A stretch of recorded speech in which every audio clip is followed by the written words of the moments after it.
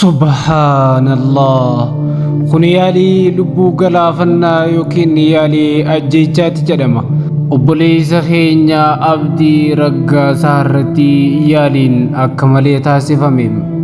Silaa namni akka fedhe yoo qabaateeyyuu seeraaf dhiyeeffama malee yaaliin akkanaa irratti hin godhamu.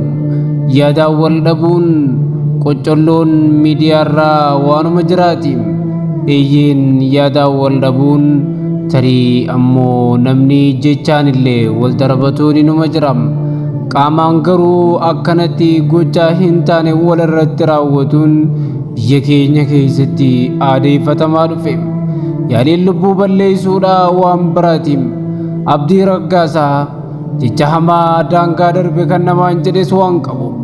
Abdii Raggaasaa gocha yakka hanga kana ga'u irratti raawwachiisu namni hojjete jedhee dubbatu waan jiru. Gocha balaafamaa ijaan arguun namatti ulfaatu kanam Abdii Raggaasaa irratti kan hojjechiisu mee yakkumtiin dalage maali jettee yaa sabaa? Hawaasa keenya qaalii kan addunyaa irratti argamtan hundi keessan obboleessa keenya qaalii kana mee haa waldhaansifnu.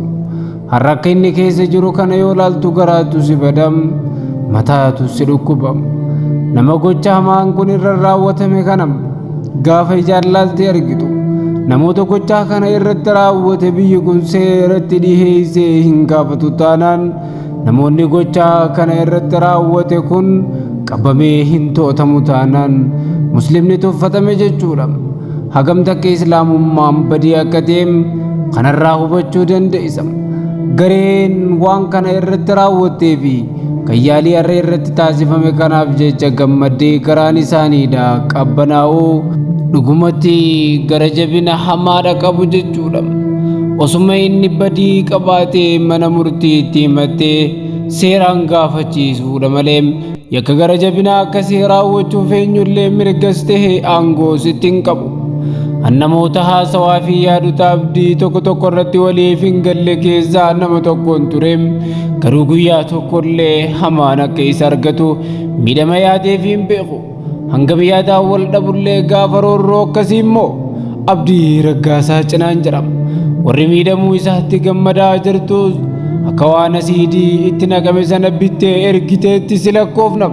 Fuulduraafis gargar wal baafachaa deemna.